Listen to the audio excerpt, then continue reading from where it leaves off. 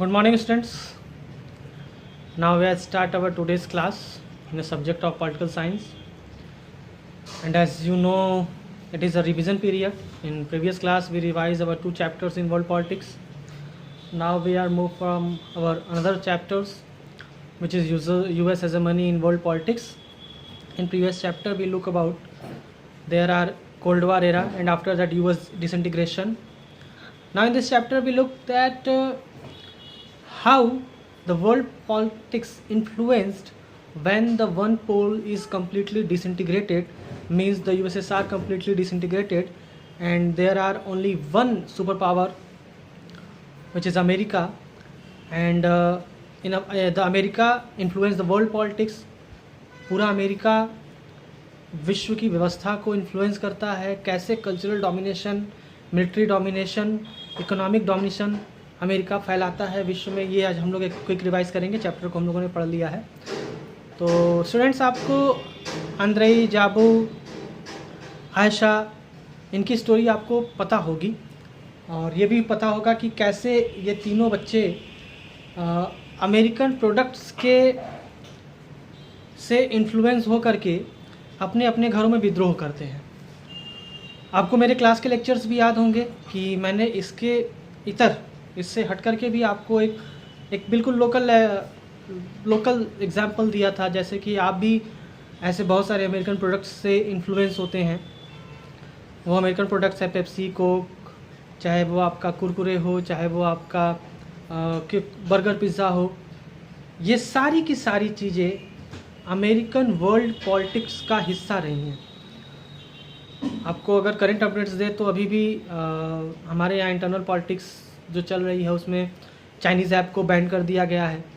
हालांकि world level पे देखा जाए तो आप चूँकि IMF और वर्ल्ड बैंक के सदस्य हैं, तो ऐसा फैसला लेना कोई बहुत इजी नहीं था, क्योंकि आप एक अनुबंधित, आप बाउंडेड होते हैं कि आप विश्व की व्यवस्था में अगर किसी देश से व्यापार कर रहे हैं तो अचानक से उस देश के प्रोडक्ट्स को बंद नहीं कर सकते।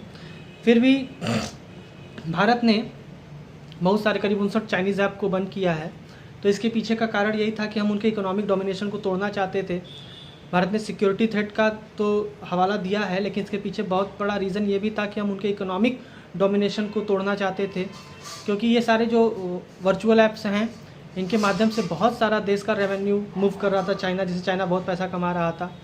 तो कहने का मतलब है कि अब के जो वार हैं वो एक प्रॉक्सी वार में कन्वर्ट हो चुके हैं, एक छद्म युद्ध में कन्वर्ट हो चुके हैं। डायरेक्ट हम आपके ऊपर हमला नहीं करेंगे, बल्कि आपको कूटनीतिक तौर पे, आर्थिक तौर पे चोट पहुंचा करके, आपको इंटरनली डिस्टर्ब करके आपको कमज़ोर कर देंगे, ताकि आप लड़ने के काबिल ही न रहो। तो ये एक प्रॉक्सी वार है। पॉलिटिकल साइंस में आपको ये भी समझना चाहिए।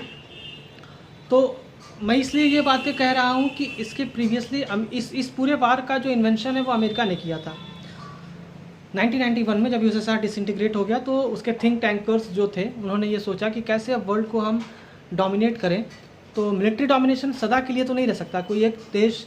आप देखिए, ज़बरदस्ती, इसमें न्यूटन का लॉ काम करता है कि अगर आप किसी के ऊपर प्रहार करते हैं तो उतनी ही तेज़ी से वो उल्टा प्रहार करेगा।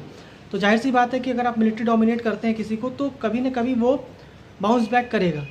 लेकिन अगर आप उसको मेंटली कन्वर्ट कर देते हैं, आप मेंटली उसको हरा देते हैं, आप उसको इकोनॉमिकली पंगु बना देते हैं, एकदम पैर पे ला देते हैं, तो वो सोच भी नहीं सकता युद्ध करने को। और अमेरिका ने यही डोमिनेशन फैलाया, चाहे इराक रहा हो, चाहे ऑस्ट्रेलिया रहा हो, रशिया रहा हो, कोई भी देश रहे हो, भारत रहा हो, अपने प्रोडक्ट्स को इतनी ज़बरदस्त तरीके से उसने लॉन्च किया और उन्हीं देश के सेलिब्रिटीज़ से उनका प्रचार करवाया, ताकि लोगों को ये विश्वास रहे कि जब हमारे सेलिब्रिटीज़ का यूज़ कर रहे हैं तो क्यों ना हम भी यूज़ करें, या फिर वो उसमें कोई गड़बड़ी नहीं है। आप आज के डेट में किसी भी बड़े प्रोडक्ट्स को देख लीजिए, सारे के सारे प्रोडक्ट्स आज, अब तो वर्ल्ड मार्केट में चाइनीज़ वगैरह प्रोडक्ट्स आ गए हैं बहुत सारे, लेकिन एक समय था कि आप केवल एक उदाहरण देखिए कि सुबह उठ करके रात सोने तक आप कितने प्रोडक्ट्स को यूज़ करते हैं, और नोट करिएगा कि उसमें से कितने प्रोडक्ट्स फॉरेन के हैं और कितने प्रोडक्ट्स आपके देश के हैं। आप बबूल यूज़ नहीं करेंगे बल्कि पेप्सोडेंट यूज़ करेंगे। कारण क्या है कि अच्छा, दोनों में चीज़ें सेम है, ऐसा कुछ नहीं है कि पेप्सोडेंट का कोई बहुत बढ़िया प्रोडक्ट्स है और बबूल बहुत ही गिरा हुआ प्रोडक्ट है, ऐसा कुछ नहीं है। दोनों में सेम कंपोनेंट्स मिलते हैं। बस पेप्सोडेंट आपके फेवरेट चैनल्स पे हर 5 मिनट पे आता है आपके सामने और कहा जाता है कि एक झूठ को 100 बार बोला जाए तो वो सच हो जाता है। तो पेप्सोडेंट की छवि बन जाती है क्योंकि बहुत बड़े बड़े मल्टीनेशनल कंपनीज इसको बनाते हैं। हिंदुस्तान लीवर बनाता है, उनके पास पैसा है प्रचार करने को, तो इस प्रचार के माध्यम से वो आपके दिमाग पे कब्जा कर लेते हैं। अमिताभ बच्चन दिन भर में 4 बार तेल बेचते नजर आएंगे आपको। जिस एज में रिटायरमेंट होनी चाहिए उस एज में वो नाच करके आपको कन्विंस कर रहे हैं कि इसको लगा लेने से आपका दिमाग ठंडा हो जाएगा, जबकि रिसर्च ये कहती हैं, स्टडीज़ बहुत सारी आई थी ऑनलाइन जिसमें कहती थी कि ठंडे तेल का बड़ा नुकसान है, वो दिमाग की नसों को ब्लॉक कर देता है। और ना हमको जानने के लिए समय है कि ये जो हमारे सेलिब्रिटीज़ यूज़ कर रहे हैं प्रोडक्ट वो सही है या नहीं। हमने बस ये देखा कि वो सेलिब्रिटी को हम पसंद करते हैं, वो प्रोडक्ट वो बेच रहा है तो हमारे लिए सही होगा, और उनको उसके लिए एक बड़ी कंपनी से पैसा मिल रहा है तो वो भी अपना कमा रहे हैं। और यही है कल्चरल डोमिनेशन आपके बुक से। इधर देखो, बुक तो आपको एक क्लू देता है, एनसीईआरटी की बुक्स आपको क्लू देती है, क्योंकि आप 12th स्टैंडर्ड में है तो अब आप समझ सकते हैं, चीज़ों को एक्सप्लेन कर सकते हैं, और यही क्वालिटी आपको इनबिल्ड करनी है। अब तक आपने जो पैटर्न से पीछे पढ़ाई की है वो पढ़ाई अब आपको चेंज करना होगा। अब आपको अपनी थिंकिंग कैपेबिलिटी को बढ़ाना होगा कि कैसे हम चीज़ों को कोरिलेट करके सही दिशा में सोच सके और सही उत्तर दे सके। तो यही पैटर्न आप अपनाइए और सफलता आपकी कदम चूमेगी। हम लोग आगे बढ़ते हैं। अमेरिकन डोमिनेशन की बात कर रहे थे और अंद्रेई जाबू और आयशा का आपने स्टडी की है, उसका एग्जाम्पल पढ़ा। हमने आपको लोकल एग्जाम्पल भी समझाया कि आप में से बहुत सारे लोग अंद्रेई जाबू आयशा होंगे। और जो नया इकोनॉमिक ऑर्डर था हमारे यहाँ विश्व व्यवस्था में, जो कि अमेरिका ने इसको ऑपरेट किया था, तो हमने देखा बहुत सारे वार उसके बाद अमेरिका ने किया। कुवैत में वार था जो इराक पे हमला किया था। पहले इराक ने कुवैत पे हमला किया, फिर कुवैत की तरफ से अमेरिका इराक के ऊपर हमला किया 90 में। और इस प्रकार से यूएन भी इसमें इनबिल्ड थी। इसे फर्स्ट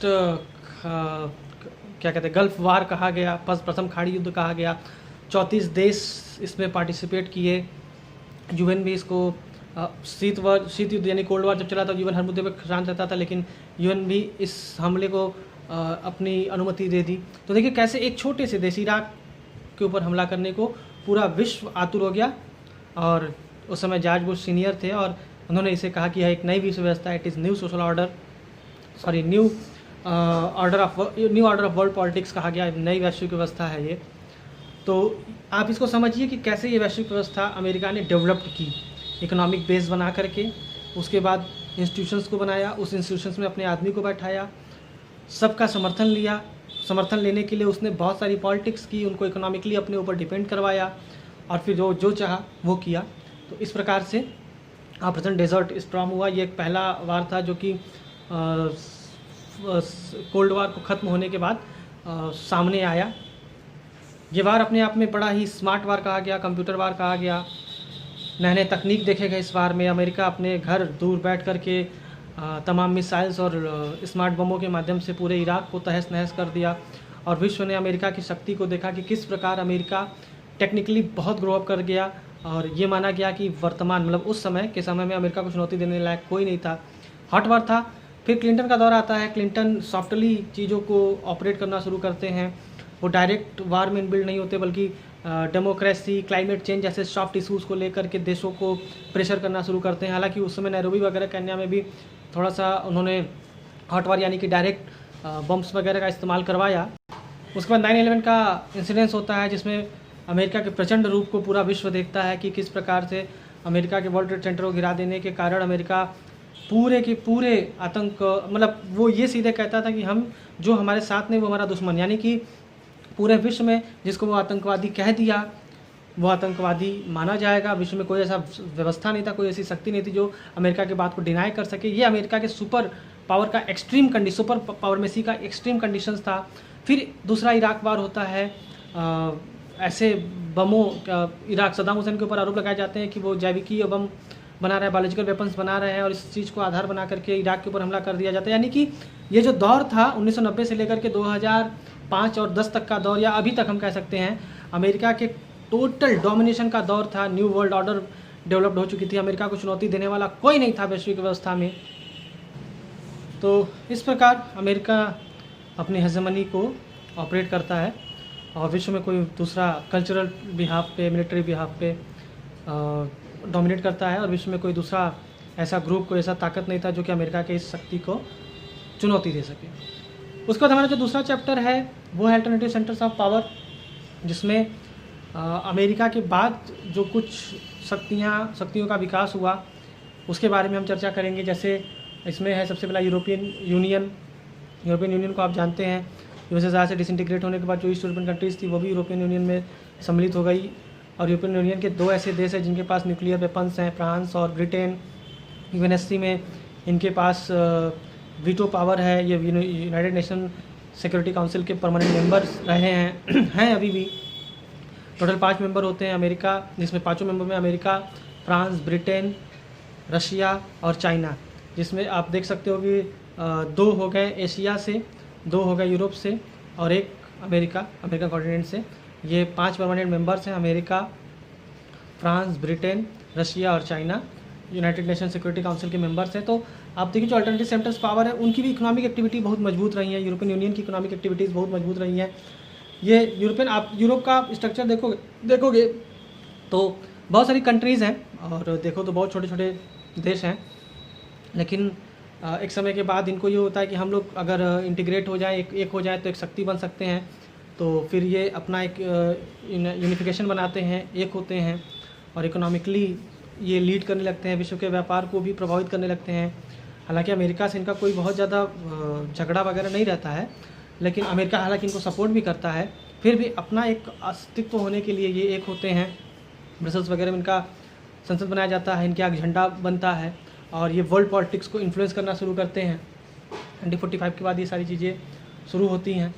हम लोग पढ़ चुके हैं, केवल रिवीजन के लिए हम आपको फिर से चीज़ों को रिमेमोराइज़ करवा रहे हैं।